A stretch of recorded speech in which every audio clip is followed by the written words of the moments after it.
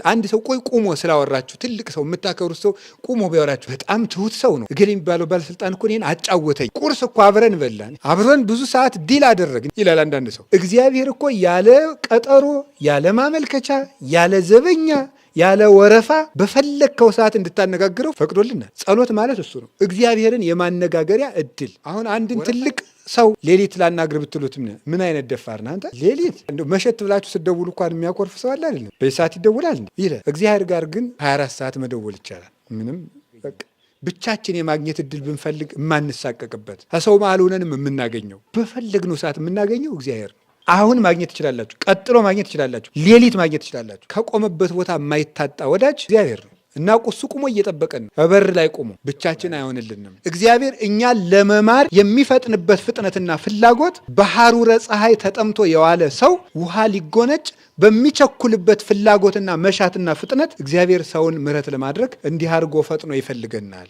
ሰው በዚህ ዘመን ደስታ አጥቷል። ደስታ ይፈልጋል። ደስታ ደግሞ ክርስቶስ ጋር ነው ያለው።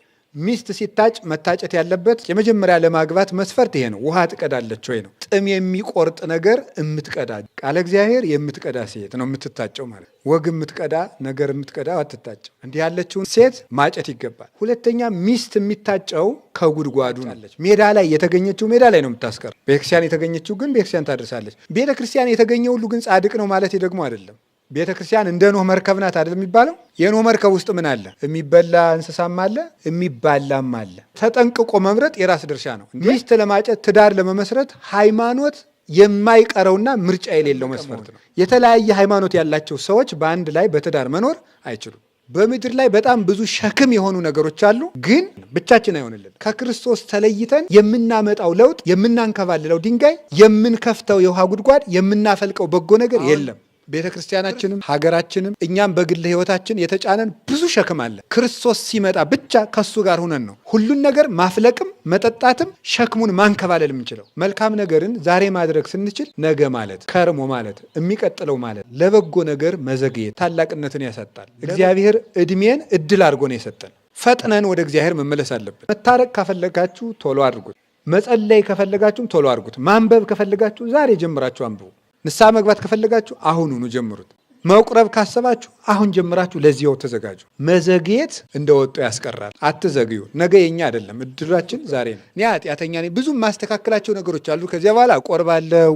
ተስተካክዬ የምቆርብ ከሆነ ክርስቶስ ምን ያደርግልኛል? የምቆርበው ራሱ እኮ ክርስቶስ እንዲያስተካክለኝ ስለምፈልግ ነው። ይህን ታውቃላችሁ? ውሃ የሚያስፈልገው ለታጠበ ሰው ነው ወይስ ለቆሸሸ ሰው ነው? መድኃኒት የሚያስፈልገው ለታመመ ነው ለጤነኛ ነው? ብርሃን የሚያስፈልገው ለብርሃን ነው ለጨለማ ነው? መስተካከል ራሱ ከእግዚአብሔር ጋር እንጂ ብቻን መስተካከል አይቻልም። አንተው እያስተካከልክ ያዘኝ፣ ከእጅህ አታውጣኝ፣ ወደ ቤቴ የመጣውን አስወጥቼ አልሰደውም ብልሃልና አንተ አስተካክለኝ። ብቻዬን አልሆነልኝም። እስተካከላለሁ ብዬ ያቀድኩት ብዙ ነበር። ብዙ ቀን እየማልኩ እየተገዘትኩ ለመስተካከል ወስኛለሁ፣ ግን እርዳኝ ጌታዬ፣ አቅቶኛል ነው የሚባለው። ከእግዚአብሔር ተለይቶ አገልግሎት የለም። ብዙ ሰው ከእግዚአብሔር የተለየ ነው። ጸሎት አይጸልይም፣ ግን አገልጋይ ነው፣ አስተባባሪ ነው፣ የሆነ ነገር ኃላፊ ነው። ቤተ ክርስቲያን ጸጋ ይዛ፣ ጤና ይዛ፣ ሀብት ይዛ፣ እውቀት ይዛ ልትደርስልን ጥቂት ሲቀረን እኛ ቸኩለን ከቤተ ክርስቲያን እንወጣለን። ለሁሉ ነገር መቸኮል፣ ለመናገር መቸኮል፣ ለመወሰን መቸኮል፣ ለሁሉ ነገር ዛሬ ማለቅ ያለበትን ነገር ነገ እያሉ የሚያዛዙ ሰዎች፣ መሰንበት ያለበትን ነገር ዛሬ በዚህ ካልወጣ የሚሉ ሰዎች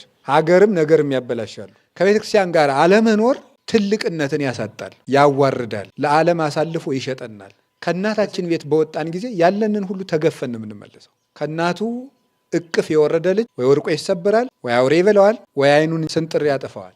የቱንም ያህል ኃጢአተኞች ብንሆን ለእግዚአብሔር ጠፍቶ የሚቀር